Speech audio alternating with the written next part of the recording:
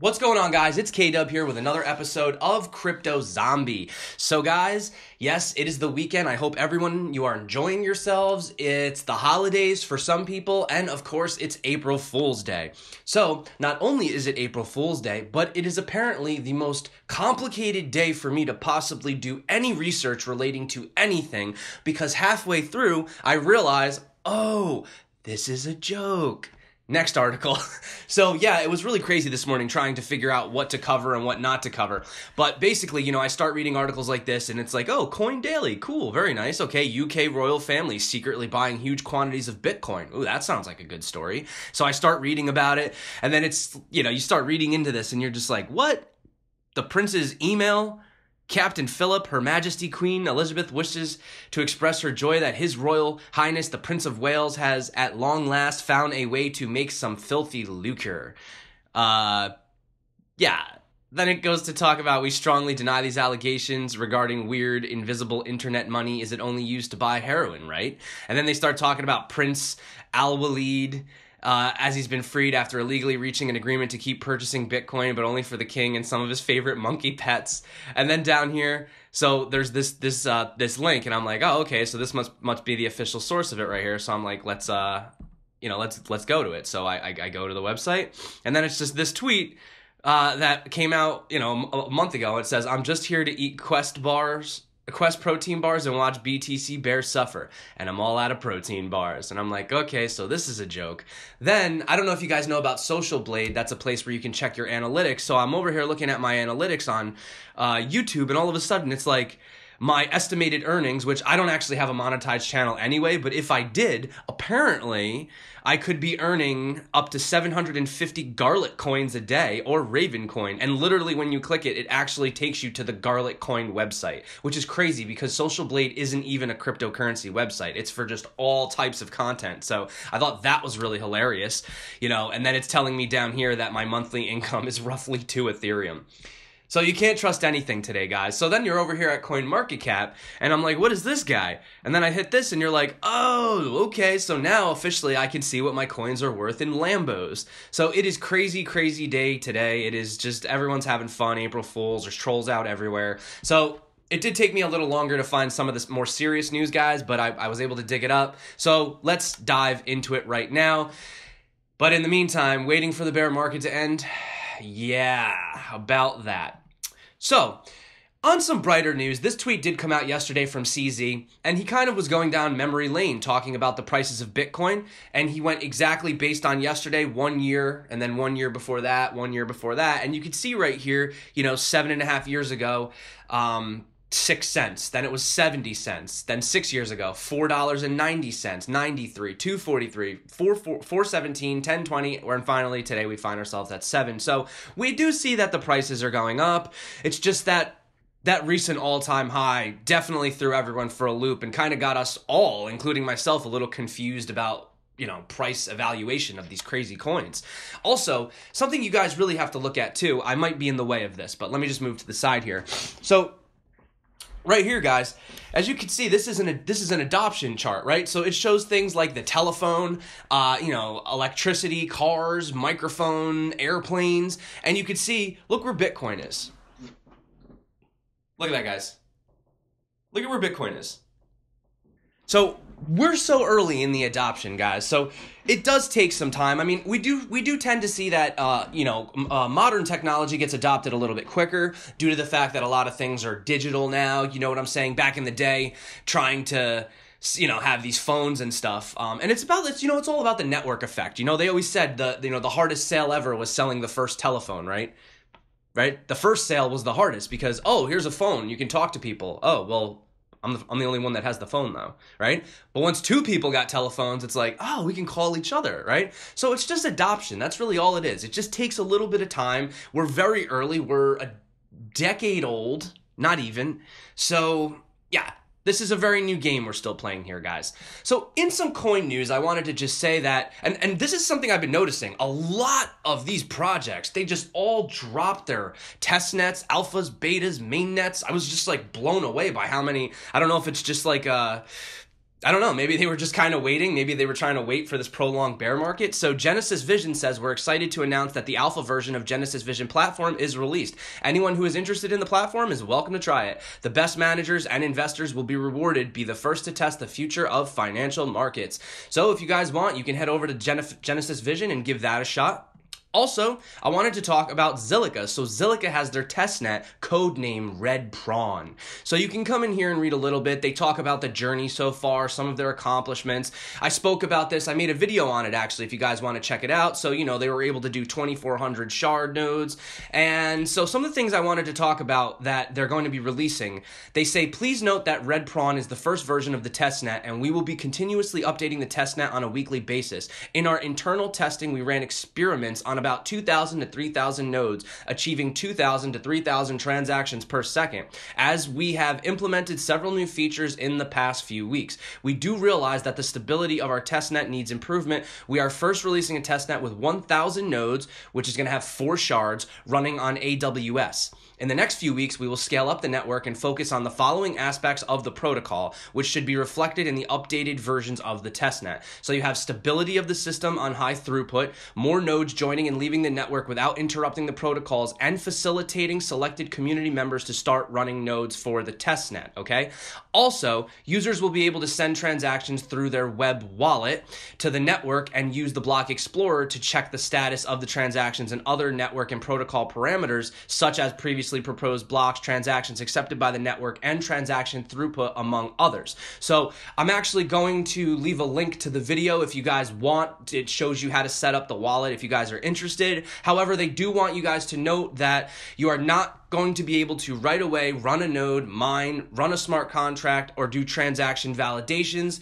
That is something that they are going to be working on, okay? So it's a kind of like a rough, you know, whatever. But yeah, so anyway, here's the video right here. This is the one right here. Here you can see the Zilliqa wallet. We're going to click on Get Started.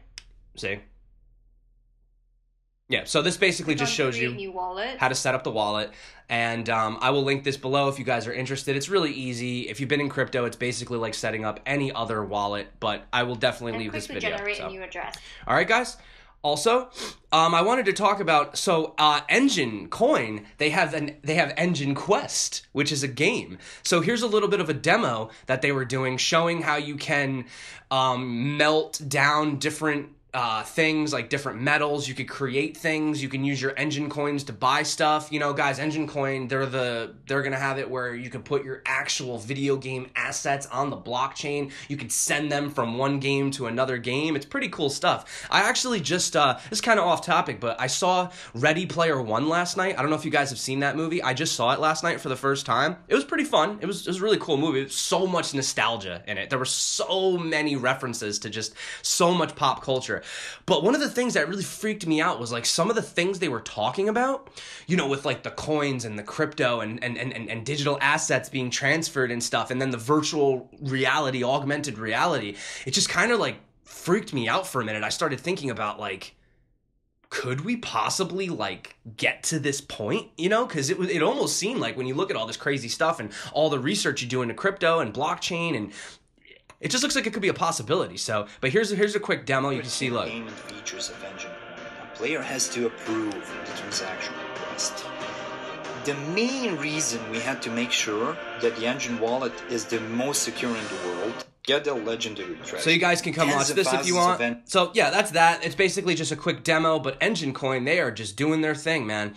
Also, I wanted to talk about something that Vitalik came out. He actually posted in the GitHub.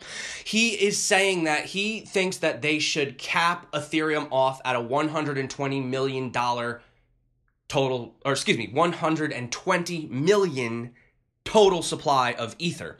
So as of right now, Ethereum is currently being mined. There is no total cap on Ethereum. As of right now, you could just mine and mine and mine and mine, right? But we do know that they're looking to switch over to proof of stake.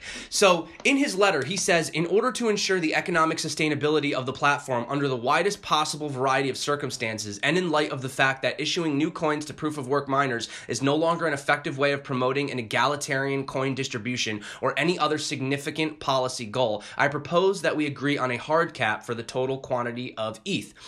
During the next hard fork, that alters reward distributions. Likely, this would probably be phase 1 of Casper.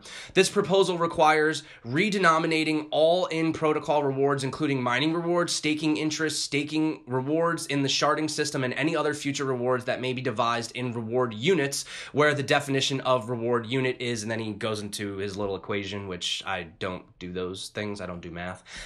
So in the longer term, the supply would exponentially approach the max cap, and the rewards would exponentially approach zero. So if hypothetically Ethereum stays with proof of work forever, this would have rewards every 744 days. In reality, however, rewards will decrease greatly with the switch to proof of stake, and fees such as rent, as well as slashed validators, will decrease the ETH supply, so the actual ETH supply will reach some equilibrium below max supply, where rewards and penalty fees cancel out, and so rewards will always remain at some positive level above zero. So what do you guys think about that? I mean, I don't know. I've always wondered that myself, what Ethereum plans were doing moving forward, because I know that they didn't have a cap on it, and I know they're trying to switch from proof of work to proof of stake, so 120 million?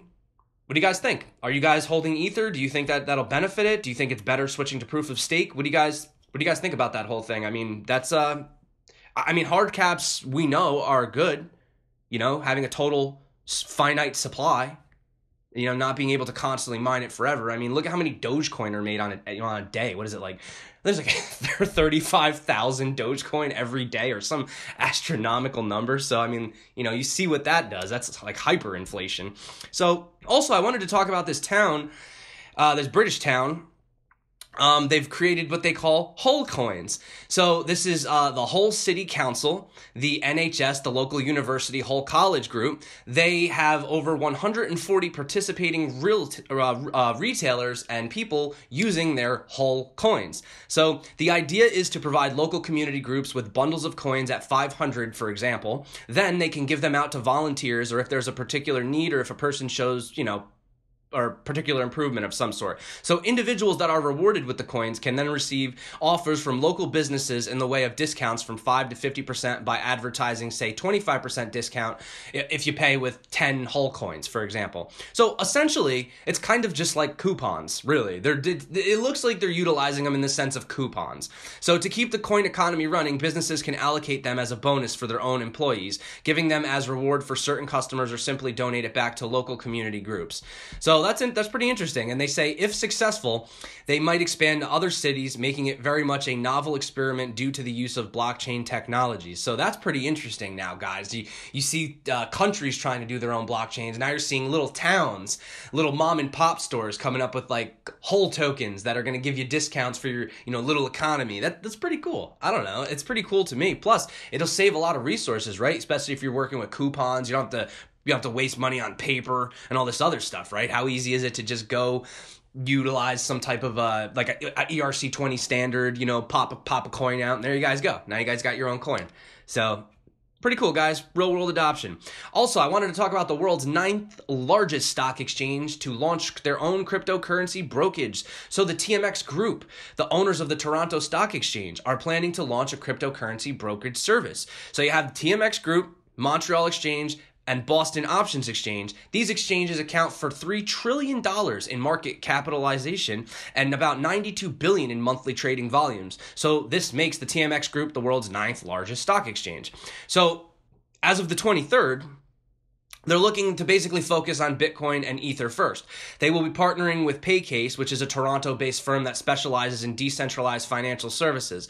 Their services are going to allow huge investors to purchase Bitcoin and Ether, and then eventually they're going to add some other cryptos. And this is huge in terms of adoption for crypto. Not only does it bring in many institutional investors, which I think we could always use more of those, but it's important as it shows how mainstream cryptocurrencies have become. This is best shown when we take a look at a quote straight from their press release. They say, as new technologies continue to shape the global financial industry, we continue to explore new ways to evolve our business to address client needs in both traditional and non-traditional markets.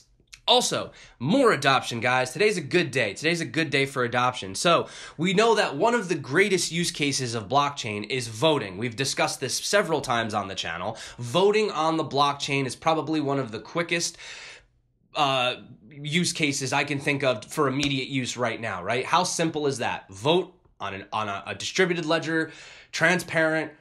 You know, you can't alter it. So West Virginia is looking to become the first state to utilize the blockchain. So this is how they're basically going to do it.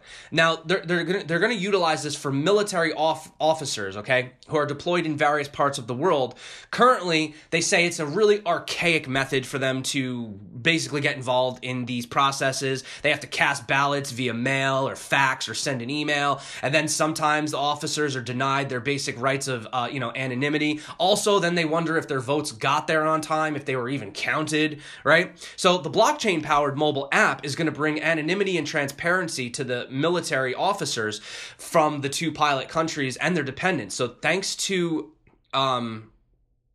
it says, thanks to his 23-year service in the U.S. Army, Secretary Warner knows firsthand how cumbersome the process is and views the blockchain as a godsend. So the primary goal of this project is to take advantage of technological advances and offer the most secure military mobile voting solution possible that is accessible, verifiable, transparent, and easy to use. So to participate, all you'd have to do was basically just submit a federal postcard application, which you could just do with your email. Then once you're confirmed, you will be sent a private download link for the app where you'll be able to cast your vote. You know, obviously cast your vote once and then that's it, or, submit it. And once you're done, you're done. And then they're referring to these as blockchain enabled voting, or BEVs. And they think that these would restore faith in the process, whose credibility has somewhat become under fire in the wake of what happened with Russia interfering with the 2016 election. Okay, so blockchains are decentralized, et cetera, et cetera. They go into no points of failure. They can't be exploited by malicious parties. So this is something that we know, guys. So I agree. This is really awesome, voting on the blockchain. Like I said, like supply logistics, voting on the blockchain, things of those nature. I think that is real world use cases for blockchain, and I'm almost positive that they're going to end up using that long term, because people, they want that transparency, they want that honesty. So also, speaking of taxes, so we've gone over so far US taxes, and then I spoke about Australian taxes, and now we're talking about South Korean taxes. So South Korea's Ministry of Strategy and Finance will reportedly release a taxation framework for cryptocurrencies by the end of June. The announcement of the future plan came after the finance ministers meeting at the G20 took place a little bit earlier, if you guys remember, where they kind of called off the whole thing and said, we'll talk about it in July. So the South Korean government's crypto task force has proposed a transfer income tax that levies taxes on profits made from crypto sales, adding that if income from virtual currency transactions is considered temporary and irregular, other income taxes may be imposed. So they've looked internationally for examples, okay? They've sent employees to the US, to Japan, to Germany, to the UK, and they've done various surveys talking about different crypto frameworks and taxes. The surveys found that in most cases, taxation is applied based on the principle that there is a tax on income as opposed to non-income taxes. The Korean government will also be setting up full-scale virtual currency regulation after their local elections on June 13th, right? So finally, guys, in this, I wanted to talk about the Google ICO that's coming out. So if you guys are interested in getting involved in the Google ICO, you can come over here, you can check it out. So they had an interview over here with a software engineer, the project. He says he's been completely enlightened. And I want to sum up some of the basic details here. So first we have the airdrop. So half of the tokens will be distributed free of charge to all users who sign away their privacy and data protection rights to Google for life. Okay? The cryptocurrency will be called Google, ticker symbol GG, and there will be roughly 10 to the 100th power tokens initially. If Google succeeds and global demand is not met, then Google reserves the right, example at the request of the central banks or in the event of financial crisis, to issue new Googles. In order to comply with KMC AML, guys, it's a joke. It's a joke, guys. April Fools. Don't believe everything you read on the internet. There is no Google ICO, guys. But I want to make a point. That is how easy it is to read up on some fake news, okay? And that is why, even for a person like me, I have to reread, check sources, over and over again, because imagine if I just went online and just read everything that I saw for the first time, or imagine if you just took everything that you read based on face value and instantly just, you know what I'm saying? So that being said, guys, it was a joke, slightly lesson. So that's why I always say do your own due diligence when investing in crypto, guys. So I hope you guys are having an amazing day today. If you're out and it's the holiday, spend some time with family, relax, just have a good time, put the phone away for a second, try to enjoy your weekend. You know, Monday will be here soon enough, don't worry. So, all right, guys, that being said, thank you so much for coming back to my channel. I appreciate each and every one of you, everyone that's been liking, subscribing, and commenting. You guys are awesome. So until next time, guys, my name is K-Dub. This is Crypto Zombie. So I will see you soon. And until then, stay crypto and peace out.